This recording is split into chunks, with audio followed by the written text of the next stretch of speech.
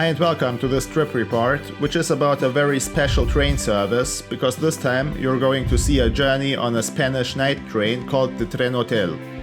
The trip starts in Barcelona and will lead me across Spain to the city of Vigo. In the following animation, I summarized some of the key data of this trip.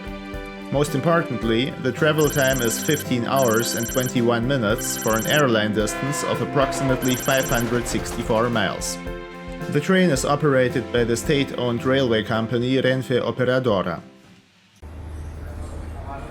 This video begins at Barcelona El Prat. From the airport, there is a direct regional train to Barcelona Sants, the main train station, which is where my trip with the Trenhotel is going to start. Okay, this is Barcelona Sants. Compared to most other train stations that you have seen on my channel, this one is relatively new. It was opened back in 1975, and the architecture reflects that. It really feels more like an airport than a train station. Since 2008, it is connected to Spain's high-speed rail network. The platforms, by the way, are all located below ground level. As you can see, the station also consists of all kinds of shops and restaurants. However, my ticket includes lounge access, so that's where I am going. Before I enter, let me clarify what kind of ticket I am talking about. Today I am going to make a journey in the highest travel class on this train. For €125.85 I booked my own cabin on the train. There are some other perks as well, most notably access to Renfe's lounge here in Barcelona. One thing I have to mention is that I booked everything through a third-party website, because Renfe's own website was not bueno in my opinion. Una pregunta, ¿tengo que imprimirlo? No, eso es el billete. Ok, bueno, gracias. So that's the lounge. In a way it's similar to the ones that I have seen in France and Italy, maybe you remember them from my videos. You can get some coffee, some little snacks such as these, and there is a range of drinks. I decided to try the hot chocolate. So those railway lounges very rarely offer something meaningful to eat, and they are not comparable to airline lounges in that regard. The Eurostar lounge at London St. Pancras is an exception to the rule, but for the most part they are more like nice waiting rooms. With that being said, this is not a bad lounge.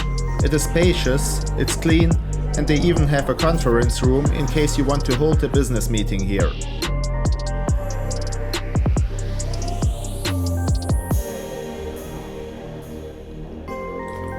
Well, and here I'm having a snack right before leaving this place and heading to my train. ¿Ahora o...? Sí, ahora. Ahora, A la derecha. ok. Gracias, adiós.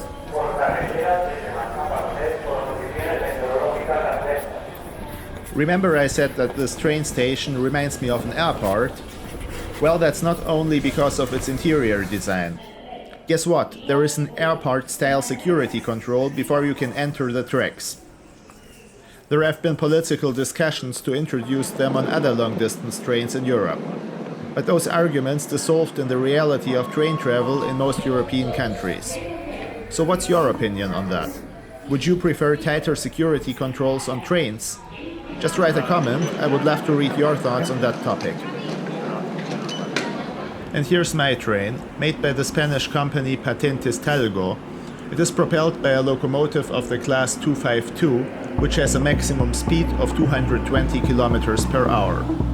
Those locomotives were derived from the German class E120 and built by a consortium of German and Spanish companies such as CAF, Macosa, Siemens and Krauss-Maffei. The latter is also known for another German product, the Leopard tank series.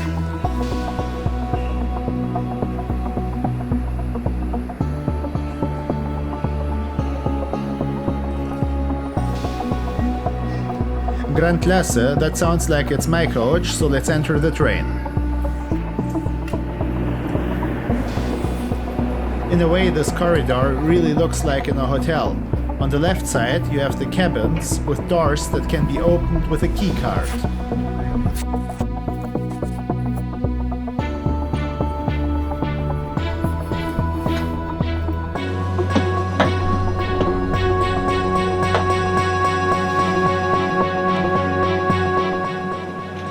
Actually, I explained a couple of things when I recorded the video, so let's listen to what I had to say back then. So this is the Cama Gran Clase, as they call it, at Renfe. And well, I wonder how this will become bed later. And what we can see here is, well, here is the window with the window shades. Put it up. Alright, so this is, right now we are at track number 2. And well, so it's a nice, cozy room, I would say. Very new, feels very new, probably is. And so far it looks very comfortable. And in fact, you can see here that there's room for 2 people, actually. So I think this would be a bed as well, and this one also. And of course, there's a lavatory. You can open it up here. We have a mirror here. Well, and I have to find the switch for the light right here. And that's the lavatory with the sink and toilet. And we have a full shower here. Look at that. Here we go. And there's also something that appears to be a video screen right here. Well, I think that's it for the most part. You can Renfe. Oh yeah, they have earbuds. Look at that here. Nice. Trash can. Oh, by the way, here's the control for the air conditioning. We're leaving Barcelona. Now let me show you the entertainment system. It didn't work at first, and I kind of expected some sort of lame excuse from the staff.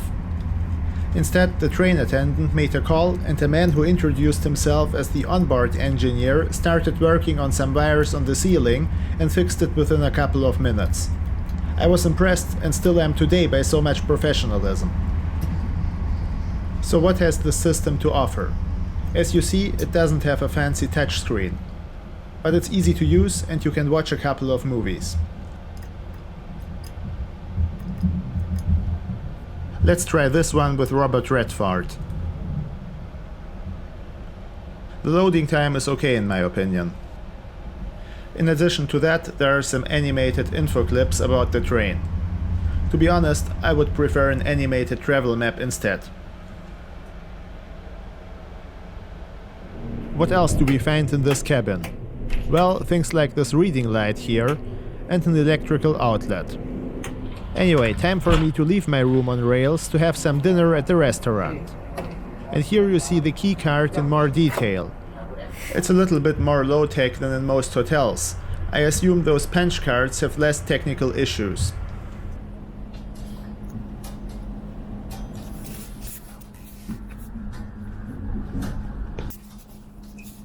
Well, and that's the onboard restaurant. For the most part, they offer fast food with a Spanish touch. It's slightly disappointing, especially on a night train. I would have expected better food options. But it is what it is. Tell me what you would choose.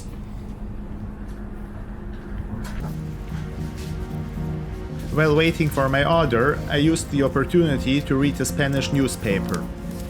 I think this article was about the removal of Franco's remains, a touchy topic as you may know.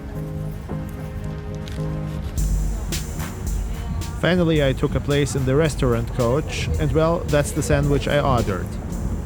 With all the oil, jamon and cheese, it's a little bit on the fatty side. But when I'm traveling, I usually walk more than 10 kilometers per day, so I guess I needed the calories.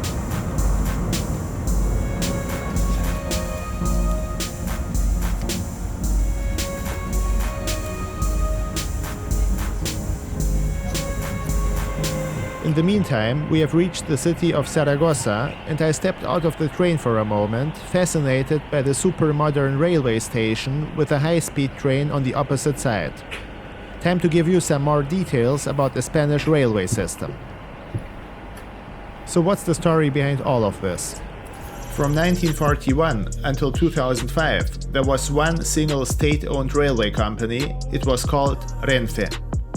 Following EU regulations, this company was split into two independent enterprises, one that is responsible for the infrastructure, called ADIF, and the other, Renfe Operadora, that operates the trains.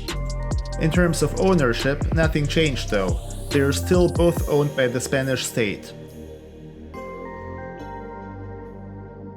The total system length is slightly above 16,000 kilometers. 3,240 kilometers of it are high-speed lines, which means that Spain built the second longest high-speed rail network after China. In spite of this huge investment, passenger numbers don't seem to grow, and the yearly ridership remains significantly below that of Italy, which has only roughly 1,000 kilometers of high-speed railway tracks.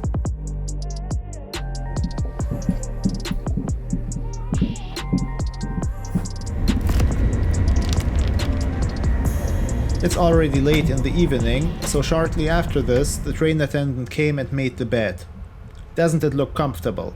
In my opinion, it does. But before I have some rest, there are a couple of things that I would like to show you.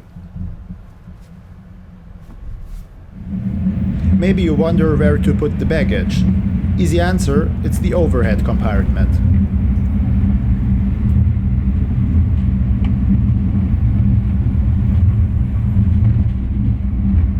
Towels are provided as well. And these are the amenity bags. I will come back to that in a moment.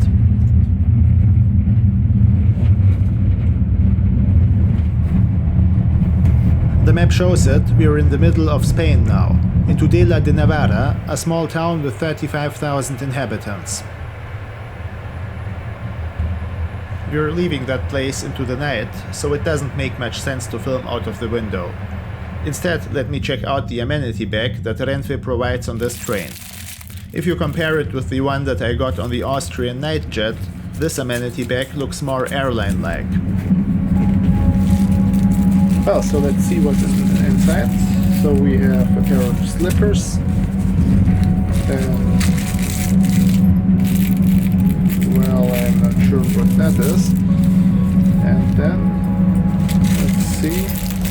Yeah, toothbrush and toothpaste. And some other things, such as this bottle of shower gel. Well, I wouldn't say it's the best amenity kit ever made, but it contains some useful things. Those earplugs, for example, are something you really need on this train. I made a noise measurement during the trip and this is the result. An average of 65 dBs, which is comparable to the noise of a sewing machine or that of a normal conversation. Not extremely loud, but loud enough to disturb your sleep.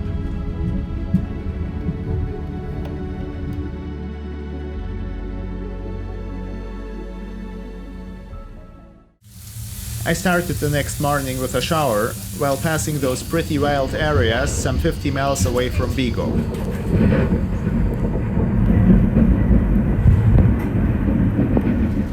After that, I got myself a breakfast for €8.70.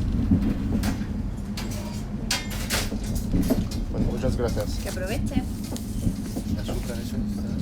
The food that Renfe offers on this train is not my cup of tea, but at least it's something.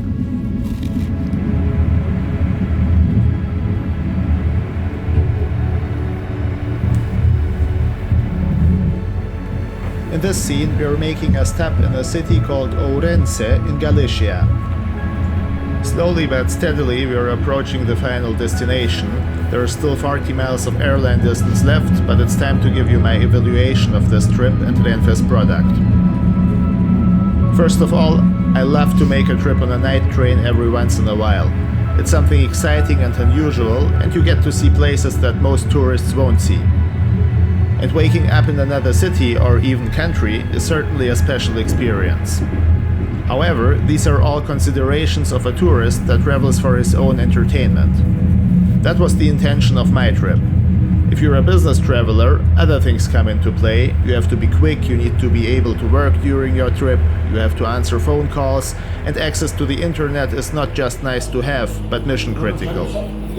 So for me, the total travel time of over 15 hours was not a problem, and the fact I had no Wi-Fi connection on this trip wasn't so important. However, what I'd like to see improved is the food that you can purchase on board. But other than that, this is a good product, the train is modern and clean, you have lounge access, and the staff is kind and professional. Also, it's not too expensive, especially when compared to a flight ticket. In future, I'd like to test other Spanish trains as well, especially the high-speed trains caught my attention. Hopefully, I will be able to do that next year. Bye. Adios, hasta la próxima vez.